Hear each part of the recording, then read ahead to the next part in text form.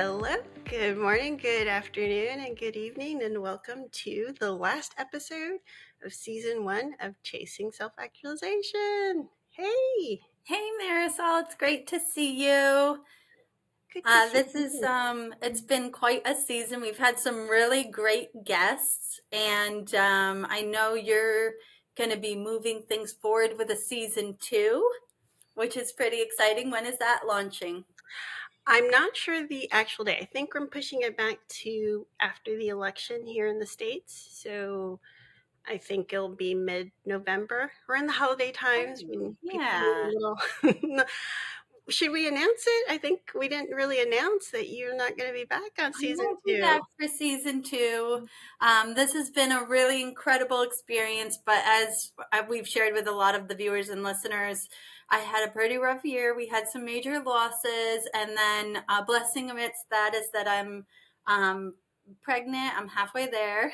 But it's just been a lot this year, and so I know I need to focus on some things, so I will not be returning for season 2, but I did want to kind of go over some of the amazing things that I thought transpired through season 1 and some of the lessons learned, if you will, with the guests that we had. So I just kind of made a list of like our episodes, and I thought we could both share a little bit about how each one touched us. Would you like to? I love Yeah. that. So our first episode was Path to Self-Actualization with David Reeser. And honestly, that was pretty altering, like for me, like from the very first episode. I just thought like the way that things were laid out and the understanding of self-actualization and our wholeness just from that first episode really set us up with a foundation there. So that was actually probably one of my favorites. It Um, it I think it was the perfect of the interviews we did. It was the perfect one to put number one.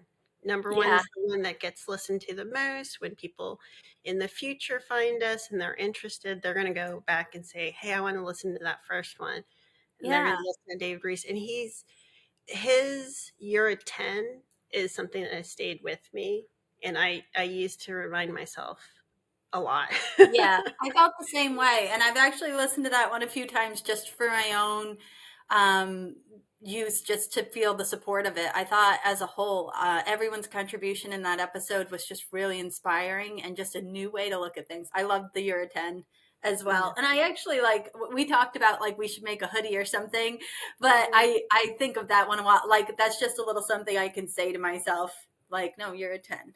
We're good.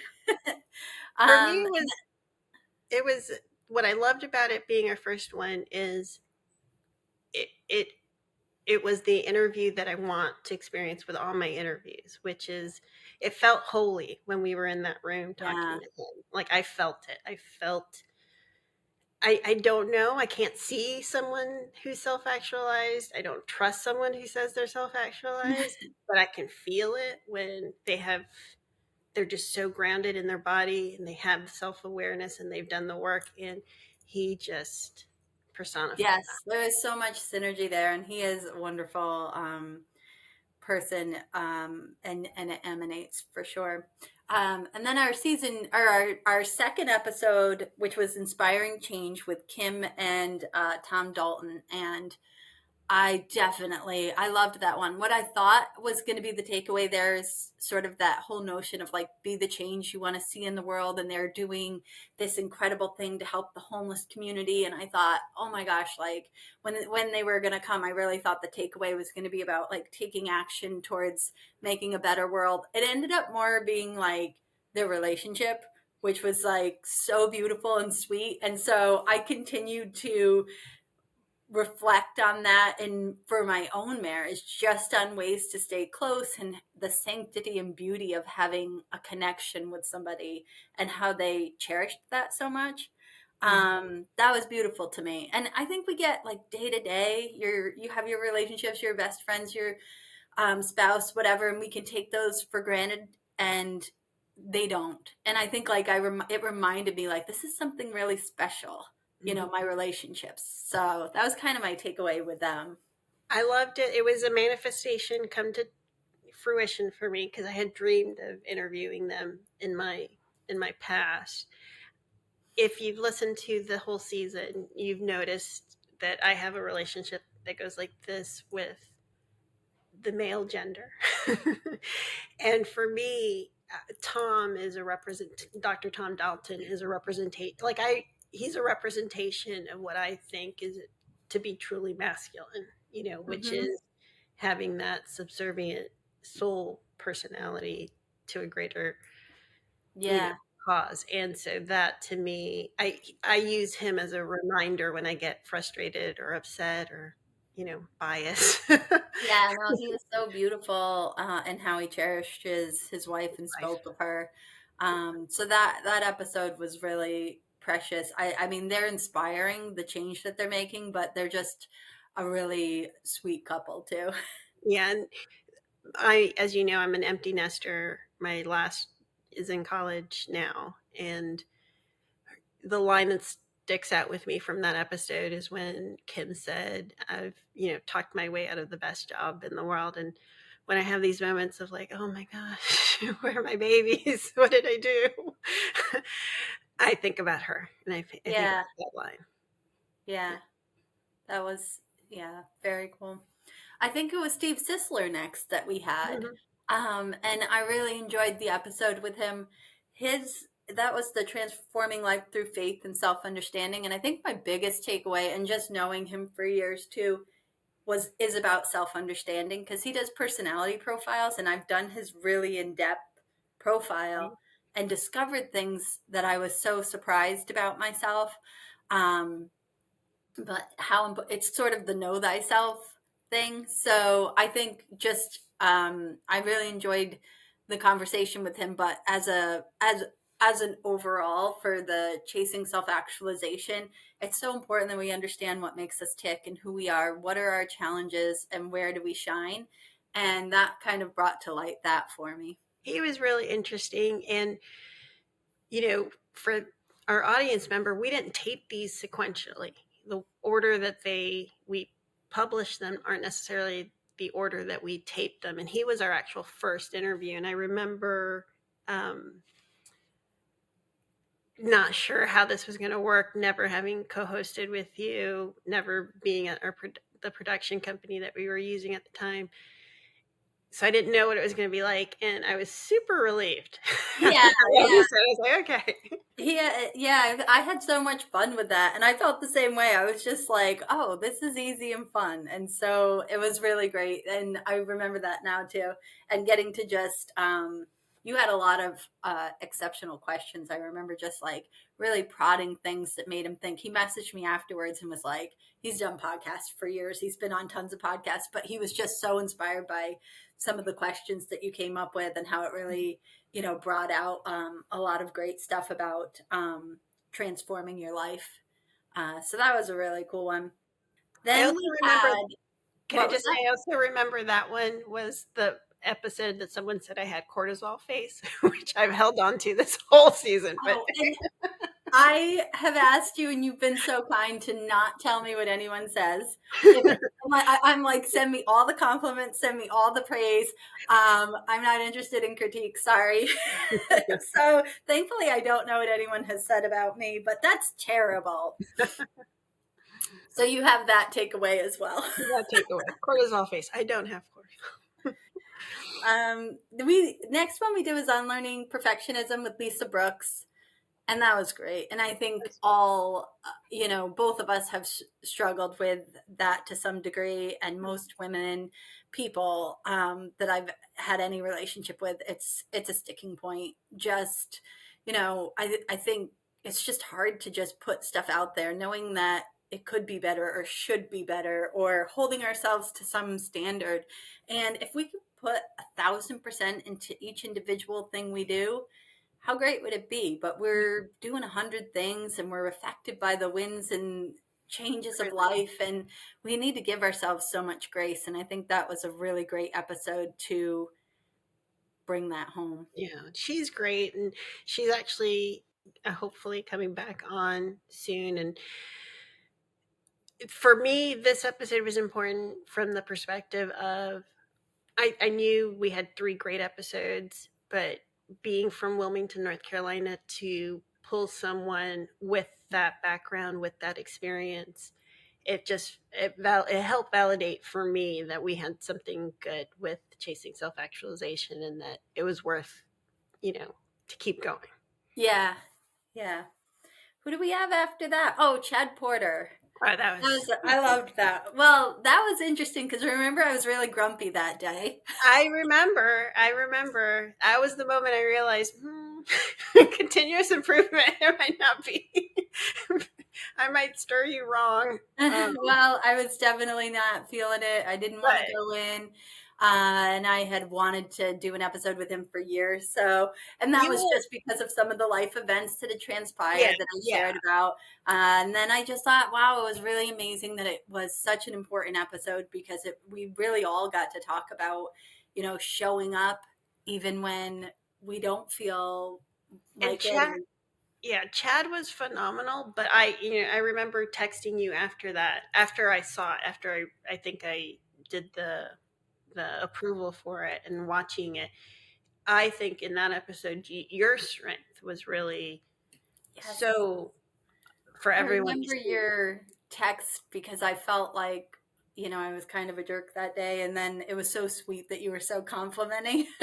I was not quite able to bring my A game or my smile. And that was a lot of what we kind of focused part of that episode about is, these tragic and traumatic things happen Yeah. and they can really make us question everything. And he went through that. He had the experience of losing his leg and then putting his life back together when he was going to be an all-star in sports. And I just thought, it really corresponded in a whole different element to things I was kind of feeling is this is not what I had planned for this year, for my life, for all of that. So I just thought it ended up being really beautiful because I know all of our listeners out there go through this constantly. We write the story of our life and then it gets edited and we're not happy with it. And we have to sort of acceptance is so much a piece of this. Well, what I saw that was beautiful was that was the first tragedy that you had gone through this year, and it was the first time coming back to do the podcast after that tragedy. And one of the things about podcasting is you're being seen. Yeah. You can't. I mean, some people are great at faking it, but I think the thing about podcasting is that you know it really is a in-depth conversation, and you really do reveal yourself. And I think, Yeah. again, he was fantastic, he's great, and you were phenomenal, because I think whatever happens in the world, you showed up when you didn't want to, when you really didn't want to, and you let us all see that. And that's Yeah. brave, that you can take that And with you for the rest of your life. you've been a real champion of that. I think through this whole season, just getting to know you, that's a huge piece of your story is showing up, moving forward, and being vulnerable. And I saw you do that so many times on the podcast. So thank you for that. I seen that a lot in you as well. Our next guest we had was this was the practice of mindfulness with Kate Nooner. Was it Nooner, her last name? Yes, Dr. Nooner. I was uh, yesterday for the full moon. I did a sound bath meditation, whole thing at the beach, watching the moon come up. But it kind of made me think of some of what we learned, and the timeliness of that episode for me was really good. And just recognizing some of these disciplines and things that we can be doing to process and move ourselves forward and just really experience these moments, experience our life in the quiet. Yeah. And I think that was a lot of what we came back to with that episode. For me, again, it was another person who I felt validated. I have such immense respect for her and her knowledge in psychology and her experience in education. So, for me, you probably know, I've always been like, I'm not self-actualized, I'm just so having her on there was really important to me, because I know when I do these episodes, this is the best version of me. I'm here, I'm focused, I'm in my body, I've meditated, I've prayed, probably fasted, I'm dialed in. when I'm not doing the podcast, which, it's not that often, I'm not. And that has led me back to my mat, back to meditation, back to these things that I know to do. Yeah. I know what they do for me. I don't know why I resist them, but I just recently interviewed someone about resistance. So in the future, Oh, that one's coming. I was going to say, that's a whole episode. We didn't really touch on that, but if you cover that next season, I will listen in because I definitely know there's so many things. We talked about how this was kind of a rough year, and then adding for me, and then adding pregnancy, and then like my momentum for things has sort of slowed down, and that's part of why I knew I couldn't commit to season 2. But my resistance to do all the things that we're teaching everybody, and that I know, like, I should go for a walk, and I need to meditate, and I need to do my gratitude journal, and I'm like, no, not yeah. doing any of it. So let me know when that episode's coming out because I need to listen to it. The next one was manifestation, gratitude, finding purpose with Shakima, and I missed that one, and I love her so much. So I was sad to have missed it, but that was great. And just, all my many of my conversations with her are similar to the theme of that episode. She's a wonderful person. I was disappointed to miss that. Yeah, this is, you had the second tragedy that you had this year, right back to back. And I remember that day we had 2 sessions scheduled. I think we had three. We had three in like 2 days. It was like Yeah, and I think we moved Dr. Crystal to your return, and then I did these two, right. You did with the Shirley humans and Davis. I Dr. also wasn't there for that. What was that? Oh, that was on confronting blind spots and building inclusive futures. So Yeah, and both of this which, and what's interesting is I felt guilty doing it. I felt like we had to because we couldn't stop production fully. yeah, I felt guilty not being there. But then as everything shook out, I realized that those were probably really important for the continuation of the um, podcast, because the feedback I've gotten on those two, where it was just me, was pretty big. There was a difference in me when I yeah. hosted those two. And it's not, I'm not trying to You're throw like, shade good at you for in any way, No, but I'm so glad you had that experience. And I have to say, Marisol, this may come as a surprise. I had no, when I decided that I wasn't going to do it, I wasn't worried about you. I didn't have guilt that this was going to slow things down or stop things. And I probably did feel just the opposite, that I know you have a direction in your heart. This was your dream. I'm so grateful that you allowed me to be a part of it. I've never done podcasting before. This has been an amazing experience for me, but I'm not worried about you. And I'm looking forward to listening to the episodes that you do next season, because you have a lot of clarity. And I do think sometimes you were making space for me, but I you know think where you're trying to go. I was. I think so. It's funny because we talk about it in our episodes about divine timing and things are out of our control. And so I kind of felt around this, not around this time of filming these two episodes, but probably maybe in production of the post production of those episodes, that you were completely in a different headspace, understandably. And I, felt kind of frozen, like I don't want to keep moving forward. You weren't in a place for me to bring this laundry list. Yeah, Hey, yeah, here's all the things I want to do. And but having done those two, I did realize that I was probably filtering, having a co-host, I was filtering myself hmm to accommodate for you. And then those two episodes that I did on my own, I almost felt like I could be, not because of you. I don't, you're lovely and you're great, but not having a co-host for those two episodes yeah. just let me like not have to think about anyone else's thoughts. Yeah, And you could take the direction of where things were going and not be mindful of, where anything else. And I think that was great. And I think season 2 is going to be exceptional. I'm looking forward to it.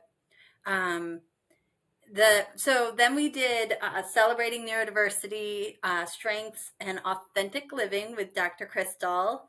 She's awesome. I adore her. I really enjoyed that episode, and I thought we got to touch on a lot of things. And probably the authenticity piece she was saying at her age and where she's at, almost how she wished she had learned this sooner to just be so completely herself. That was hugely my takeaway Yeah. from that one was don't wait to step into that authenticity. And actually, that was probably a piece of my determining, not just with the podcast, but with several things, what I was going to move forward with and not in the next year, and being really truthful to myself. A lot of things in our life are great ideas and feel very inspired when they come. And then there's a time to let go.